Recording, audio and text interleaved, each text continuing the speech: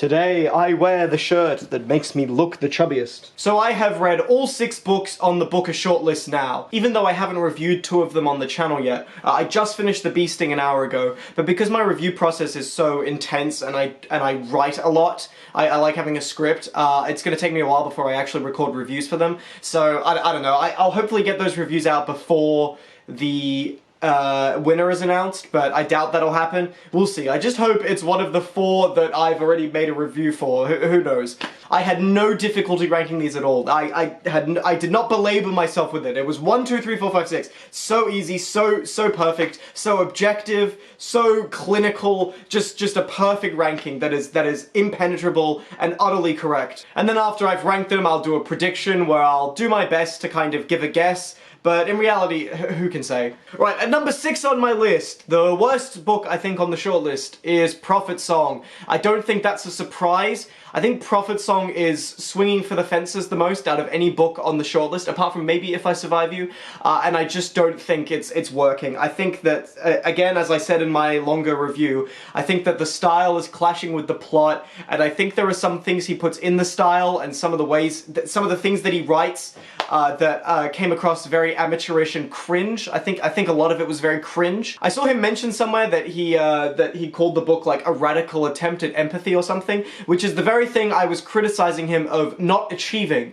in my longer review. I think the book is a failure, but it's not terrible. I just don't think it works. I can't put it on the same level as something like Pod, which I just find utterly annoying. I think this book is just kind of misguided. I think there are things it could be doing better, and I think it needed to make a more radical choice about what it was going to do. It needed to make a radical choice about its style, but perhaps in a different direction.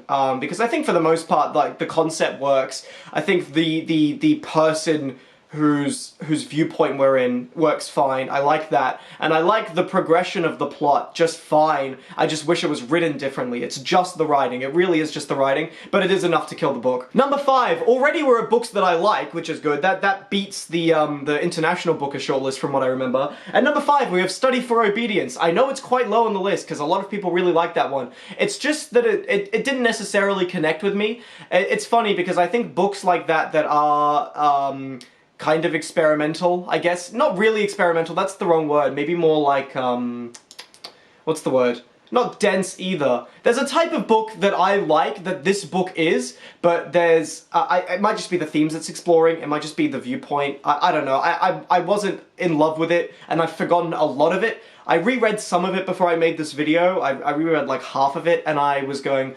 nothing new's forming in my head. I didn't take it to the extent of really dissecting it like the people on the Booker Prize podcast started to do, because that's not something that I felt like I had to do for this book. I felt like I got it, or I got some of it, I got what I wanted, and I don't feel compelled to go back and reread it as the book is requesting me to.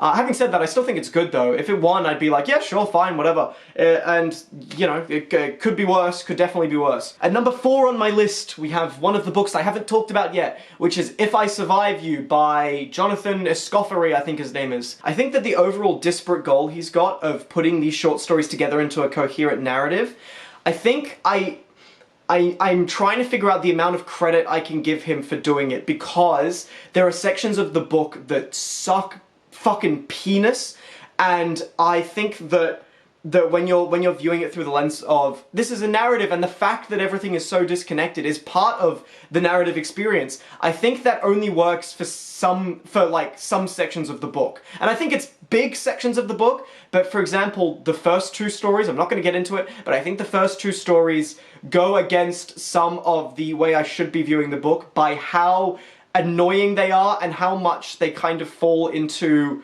narrative tropes that would not work if I were using the mind to view it like that. What I'm saying doesn't make sense, but it will when I make my review. I love the story of the main character having to slap a bitch. I love the story of him in the hotel, not the hotel, the retirement home, being a dick to old people. I love that character. He was such a douche. It was funny. And of course, I love the story that's kind of in the middle about the cousin. And again, when you're viewing it through the disparate lens, that is a crucial point. That story is crucial when you're viewing it through a certain lens, when you're viewing it as an abstract novel in itself, where a plot isn't necessarily forming and the big jumps that the book is taking are part of the story. But I think that the first two stories contradict that, and I'll talk about that in a different review. Having said that, I still quite like the book. I think it's interesting that it's on the shortlist, and I think it's saying some things that are quite interesting, and I was able to connect with. And number 3 on the list is another book I'm not going to talk about at all, and that's The Bee Sting by which Paul was it? I forget. I think this book was an absolute mammoth. It was way too long for what it was. Not that that's really a valid criticism ever, that a book is too long. Unless it affects the pacing, and it didn't affect the pacing, but at the end of the book I was like, okay, that was way too long for what it was, and I fucking loved the ending regardless. I thought the ending was great, but it did not earn the 700 pages or whatever before it. Get the fuck out of here. I think the book is really good at the beginning. I don't like the sections with Imelda, and it's the same criticism I always give for things, but I think the way that I was feeling when I was reading that was more of an annoyance than kind of immersion. And I think it's getting to the point where I don't think I can be immersed in that kind of writing, but I'll talk about it and I'll go into it in more detail again in another review that'll come out maybe 10 years from now. Maybe I'll release that review in 2040 or some shit. But I will talk about it then. Either way, good book, love the ending. I get why people are predicting it for the win. I don't think it's gonna happen, but we'll do that in a sec. And number 2 on my list is the book that I actually want to win. I don't want my number 1 to win, even though I like it more. I want my number 2 to win, and that is Weston Lane, baby! I read Weston Lane again, like, last night, or the night before, and I fucking love it. I think it's really good. The way that I was meant to feel came through more in the second read. In the first read, I was a little more unsure of. I think this was something KD Books said, which was like, is this minimalist out of design, or is it just sort of sparse and without detail, just because that's the way the writer wrote it? Like how much intention can we give to the minimalist style? And upon rereading it, I really felt like all of it was intentional and it was really well crafted. And I love sections of this book. I love the bit where she hits her dad. That's fucking great. I love the ending, of course, even though the ending, the final line we're left with happens twice. It happens like 10 pages before. It's the same kind of concluding sentence, and that was weird. And the criticisms that I had, that I gave, still stand, but I think that it's a very special little book that I'm sure is going to mean a lot to a lot of people. At number 1 on my list is the book that you all hate, which is This Other Eden, Go Fuck Thyself. I think it's great. Again, what I said in my Prophet Song review still stands, which is that everything that this book is being criticized for is more or less perpendicular to the point of it. It's not trying to make some grand social statement. I really don't think it is. It's just a very nice landscape painting of a history and a moment in time. And if you want to draw political conclusions from that, you can. And if you want to go like, I found this problematic because that's fine, but I did not, because I don't think that the book is trying to be problematic in any way at all. It's a very safe book, and I think it's written very well. I love the characters in it. I love the narrative voice. I love the movement of the story. I love the ending. I love the beginning most of all. I think it's great, and I think that even though it's shallow of me to like it, even though it's a shallow liking of the book that I have, I still think it's phenomenal on that level. And if I were to dig any deeper, I'm sure I'd find stuff, but every criticism I've seen people give of this book politically is so cringe to me. Maybe if this person wasn't white, they would have a better viewpoint on it. No, they wouldn't, because this is fucking 100 years ago, shut the fuck up. I'm of the opinion that anyone can write anything about anything. Of course, I think that's quite a popular opinion, although personally, I would prefer it if Paul Lynch had been put in that war-torn landscape and left there for decades. Just because then we might not have got the book. But yeah, This Other Eden, I think it's top. But I would say that I think it winning the prize would be a little kind of, even though I love the book, it would be more of a personal gloating. Like if it won, I'd be like, ah! But I don't think it's a good winner. I don't think that suits as a winner, even though it's a good book, because ultimately it isn't really saying anything. I think that Weston Lane is a better winner, and I want that to win. Now, having said that, we can talk about my predictions. So I know that a lot of people do their predictions just kind of judging off what they think the judges will zero in on, what kind of themes they'll want to award. And I do that myself. I did that with Gospel. and the people who predicted Tomb of Sand used the logic that I think the Booker judges used to get to the point where they awarded Tomb of Sand. But I'm going to do something a little more, I guess, microscopic. I've created what I call my weird parasocial predictions of every judge's top 3. I went out of my way to find stuff from them that I think might confirm a viewpoint that would lead them to select certain books. And I've created a top 3 for them because I know that that's how I think they predict, or they pick a long list. The long list is like, they discuss their top 3 and then they put it on their list. They discuss their top 3, they narrow it down to however many and then it goes.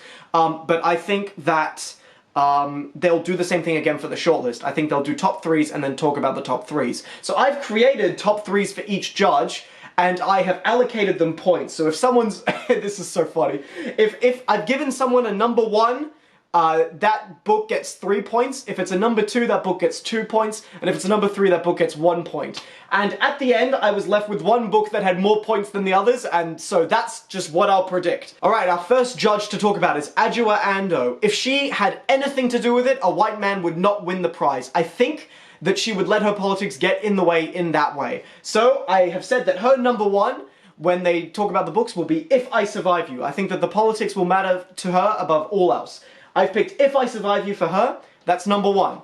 Number 2, I've said is Weston Lane, because it's not a white man. Number 3 is Study for Obedience, because that's a woman. It's still white, I know, horrific, but it's a woman. So that's my logic for Adjoa Ando. I think my number 1 is absolutely correct there. The other 2 I'm not sure, but I think that she's the reason If I Survive You was on the list. Next one, James Shapiro. He's a Shakespeare scholar. I read some of his book, I forget what it's called, but it was about Shakespeare. I have picked a top 3 based on what I think will be of value to him. So my number 1 for him was Prophet Song. My number 2 for him was The Bee Sting, because it's kind of messy and all over the place, like some Shakespeare plays are. I don't know, I have no logic for this.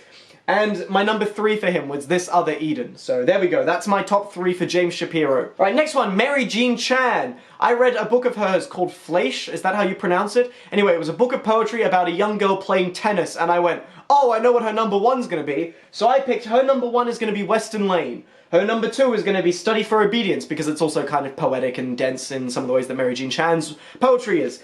And number 3 for her, I picked If I Survive You. I was at a bit of a loss of what to put for her third, but I think If I Survive You kind of makes sense because it also has a poetic structure and it moves weirdly, and I think that that would just be something that appeals to a writer like that. Alright, our next judge is the other imposter on the Booker panel alongside Adjoa Ando, which is Robert Webb. Alright, I think Robert Webb's top 3 in order is going to be number 1, The Bee Sting, because it's the easiest to read.